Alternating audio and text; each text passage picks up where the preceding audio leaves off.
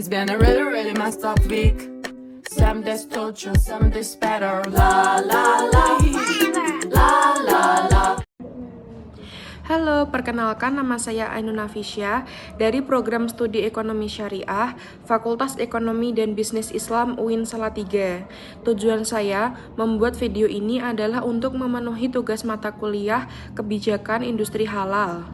Mari simak video berikut ini. Baik, pemaparan materi pada kali ini berjudul Perkembangan Industri Halal di Dunia. Nah, kalian tahu nggak sih apa itu industri halal? Industri halal adalah seluruh sektor industri yang memproduksi barang dan atau jasa yang sesuai dengan prinsip-prinsip syariah Islam, terutama terkait kehalalan bahan, proses, distribusi, hingga konsumsi atau penggunaannya. Hal yang menyebabkan pentingnya industri halal adalah untuk memenuhi kebutuhan keperluan produk-produk yang digunakan untuk umat Islam yang semakin hari semakin berkembang dengan pesat.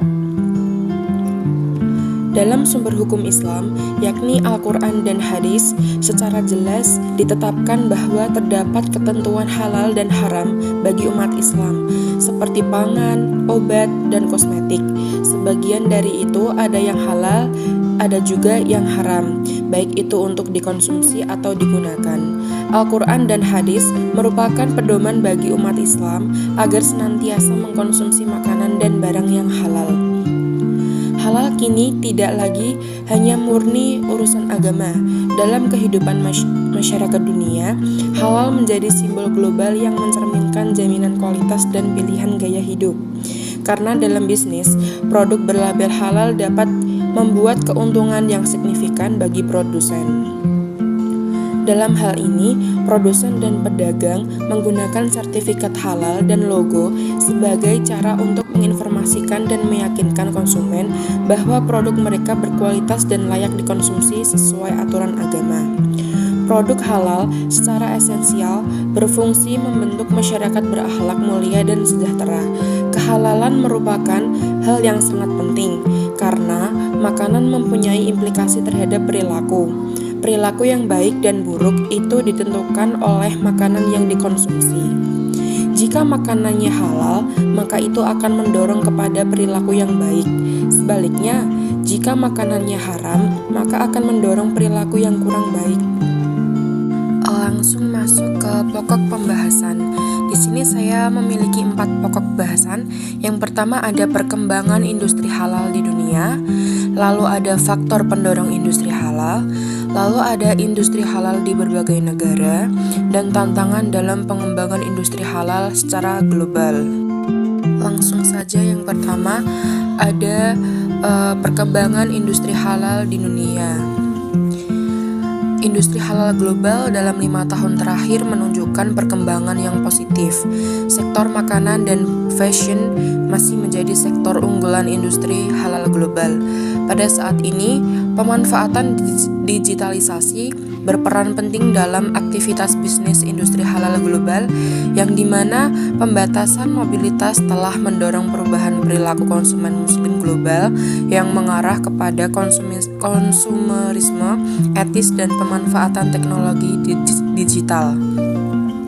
Dari data Komite Nasional Keuangan Syariah atau KNKS menyebutkan total global Islamic Finance Market sebesar 2.438 US dollar triliun pada tahun 2017, diprediksi akan terus meningkat menjadi 3.809 triliun US dollar, naik menjadi 56% dan pada tahun 2023. Sementara di sektor global Islamic Commercial Banking Market tercatat angka 1.721 US dollar triliun di tahun 2017 dan diperkirakan akan mencapai angka 2.441 triliun US dollar di tahun 2023, naik 41,8%. Global Islamic Economy Report tahun 2016-2017 menunjukkan nilai belanja makanan dan gaya hidup halal di dunia mencapai angka 1,9 triliun US dollar pada tahun 2015 dan diprediksikan naik menjadi 3 triliun US dollar pada tahun 2021. Nah, peningkatan ini seiring dengan semakin meningkatnya populasi dan sebaran penduduk muslim di dunia yang berjumlah sekitar 1,8 miliar jiwa. Dengan meningkatnya populasi dan sebaran muslim ini menyebabkan terjadinya pola peningkatan kebutuhan terhadap produk-produk atau jasa yang berlabel halal. Tentu saja perkembangan ini juga dipicu dengan meningkatnya motivasi dan keyakinan masyarakat terhadap produk berlabel halal. Selain itu, masyarakat juga memiliki kepercayaan kualitas produk halal yang memang dikenal lebih baik dari aspek etika, kesehatan, keamanan, dan keramahan terhadap lingkungan. Di sisi lain, kebutuhan masyarakat muslim terus bertambah seiring dengan bertambahnya kelas menengah muslim yang otomatis memiliki daya beli yang lebih tinggi. Tingginya daya beli ini karena porsi terbesar dari populasi muslim adalah usia produktif. Mereka memiliki mobilitas tinggi sehingga kebutuhan akan produk halal diperlukan hadir di semua wilayah.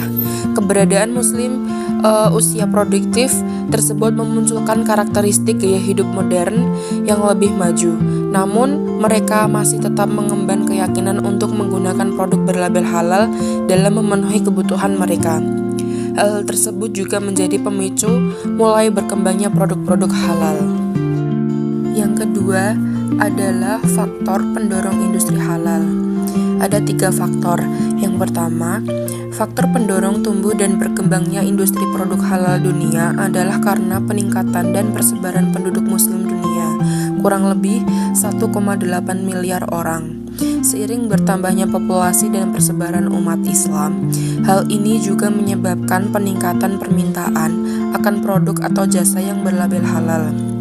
Yang kedua, faktor lain dari data Komisi Nasional Ekonomi dan Keuangan Syariah juga menyebutkan kebutuhan masyarakat muslim terus bertambah seiring dengan bertambahnya kelas menengah muslim yang otomatis memiliki daya beli yang lebih tinggi. Tingginya daya beli ini karena porsi terbesar dari populasi muslim adalah usia produktif. Dan faktor yang ketiga, populasi muslim yang besar ini juga telah mendorong berbagai negara, bahkan negara dengan populasi muslim minoritas, untuk bergabung dalam pertempuran memperebutkan pasar muslim yang sangat besar. Yang ketiga, yaitu industri halal di berbagai negara. Negara-negara dengan populasi muslim yang kecil seperti Australia, Amerika Serikat, dan Eropa juga mengalami pertumbuhan industri makanan halal. Non-muslim tertarik untuk mengkonsumsi daging berlabel halal karena dianggap lebih berkualitas, lebih lembut, serta lebih aman dan higienis. Selain itu, Inggris sedang mengembangkan Super Halal Industrial Park atau SHIP di wilayah South Wales yang akan berfungsi sebagai pusat produk halal di seluruh Eropa. Di Amerika Serikat, pendirian lembaga sertifikasi halal dilatar belakangi undang-undang yang mengatur makanan halal bagi orang Yahudi. Negara bagian yang terbanyak komunitas Yahudinya adalah New York. Sehingga sejak tahun 1920, hal ini sudah diatur khusus untuk kaum Yahudi. Aturan makanan halal orang Yahudi mempunyai kemiripan dengan aturan halal umat Islam, sehingga organisasi-organisasi yang menerbitkan sertifikasi halal atau halal certified bodies banyak didirikan. Selain Amerika, Afrika Selatan telah menerapkan sertifikasi halal sejak tahun 1960 di bawah arahan ulama. Namun hanya untuk penyembelihan hewan.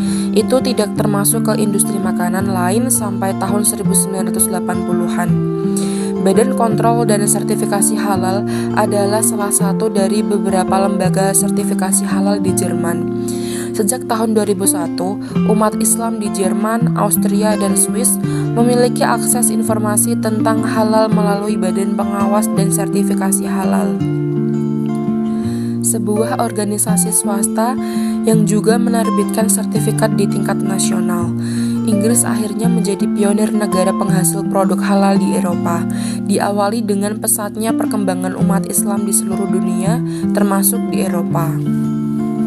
Kemudian negara Thailand yang mayoritas penduduknya beragama Buddha bahkan menjadi eksportir dengan bersertifikat halal terbesar di dunia. Selain itu, Cina memasok ke Timur Tengah dengan bahan untuk pakaian halal.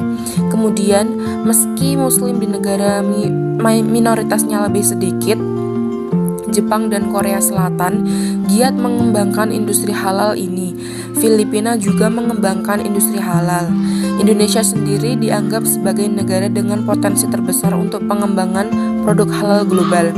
Hal ini menunjukkan bahwa perdagangan produk halal meningkat drastis selama 10 tahun terakhir.